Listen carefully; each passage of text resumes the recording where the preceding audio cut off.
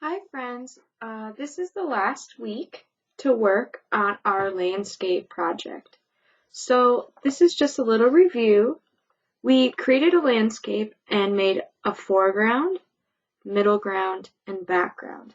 We talked about how the trees in the foreground are closest to us, so they would be the largest. Middle ground, that'd be in between, and then background would have the smallest tree. Okay? So as things go further away in our picture, they get smaller. So in our background, we have smaller objects. In our foreground, we have larger. So hopefully you already added trees to each section. Maybe you added different details, such as sun, clouds, a bird. Maybe you added lines to show that there was grass, maybe bushes, bark on the tree. You could have added animals to your landscape. So here's an example of a finished landscape that I helped finish paint. So on this landscape, you have houses, trees, there's a flag, a fence, a road, a horse, a farm, lots of trees in the background, right? A pond, or maybe like a little inlet that goes in the lake. I have a dock, a boat. There's an air balloon in the sky. So there's a lot going on in this picture. Look at, there's a clothesline with clothes, a cat, a dog, a car, a little girl on a tire swing. In the houses, I painted some of the windows yellow so it looks like the light is on inside the house. So there's a ton of different details that you could do. But I want you to notice things in my foreground are large, and then they go medium, and then they go small. So if you don't think that you have enough details, maybe you're going to go back and add some more. On the slide that I have, I give you ideas of maybe what you could add. I want you to think about the weather. Is it nighttime? Is it daytime? Is it spring? Is it winter? Looking at this photo, I would say that it's probably not fall because we still got a lot of leaves on our trees, and it's probably not winter because we see the grass, right? And the water's not iced over. So this could probably either be in the spring or in the summer, all right? It's nice warmer weather. It tells me that, it's warm enough for clothes to dry. So maybe I would say this is in the summer, right? So think about the weather, think about the time of year, think about what should go in your landscape. Where is it? What else can be included? Could there be more trees? Could there be more houses? Could there be more animals? Okay. After you draw, so here's another example of a landscape. After you draw, feel free to trace your drawing with marker or black crayon. So Miss Anderson, after I traced my landscape, I'm now ready to add some color. So you may use crayons. Maybe in the smaller objects, you could use colored pencil.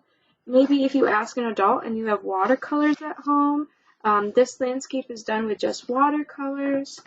So think about maybe what you have at home that you can color your landscape with, and then when we color, we're going to fill in our whole landscape. There should be no white spots. The only white spots that I have on my landscape is the white stripes in the flag and the clouds.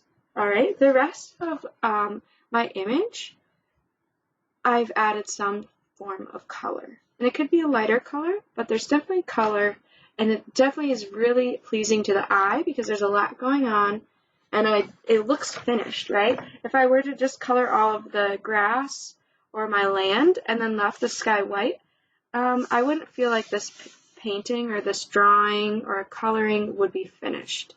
So I'm making sure I'm coloring neatly inside each section, and I'm coloring the whole page, all right?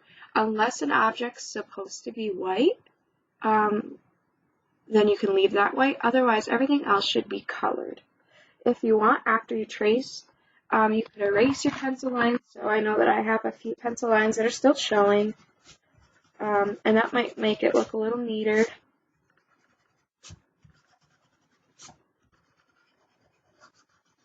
Or maybe you want to leave them as texture, or to show that, you know, you drew beforehand. It's an original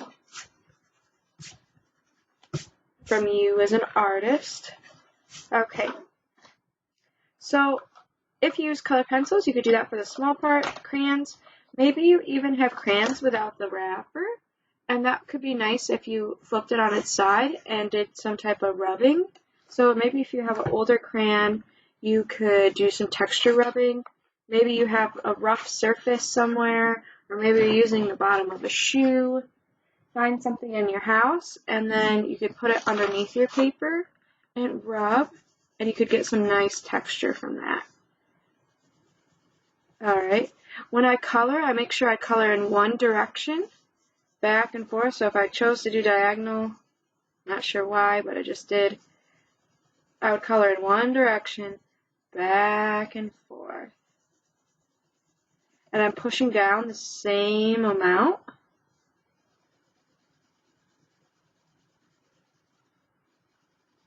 Alright, so I would keep coloring over there, and the rest of my sky.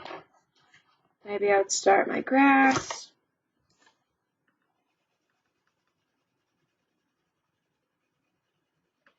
You could think about blending, so if you're like, oh no, well I also want this tree to be green, what you could do, if you just have crayons at home, I have a nice texture that's happening because of this wooden table that I'm drawing on, so that's kind of cool. But feel free to do a crayon rubbing if you have broken crayons or crayons without the wrapper. So to do something like this, I could blend. So maybe now I'm adding light green on top of that green, and that makes it look pretty interesting. And it makes it look different than my grass that I have colored. That looks too bright. I thought that would help. So feel free to blend your drawing.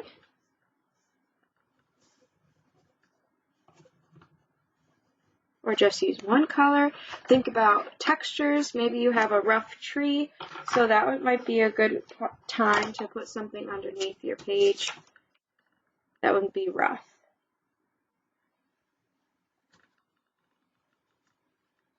If you don't have anything to use for textures, you could just add some lines, right?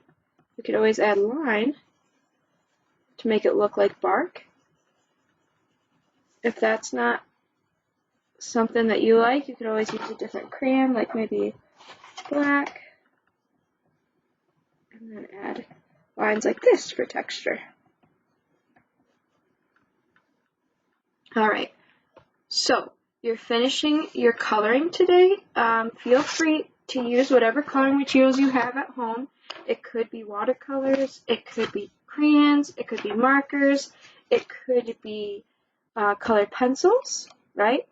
And we're making sure we're coloring, we're making sure we're coloring the whole picture, right? Nice and neat, taking our time, and then thinking about our color choices, right? What's the season? What's the weather?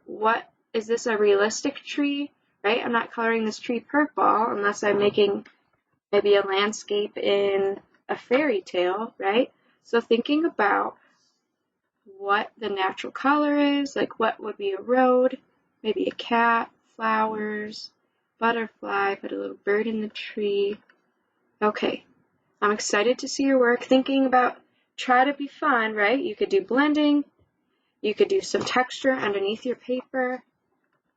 All right, you could do multiple colors, you could just do one color, but I'm so excited to see your landscapes and have some fun.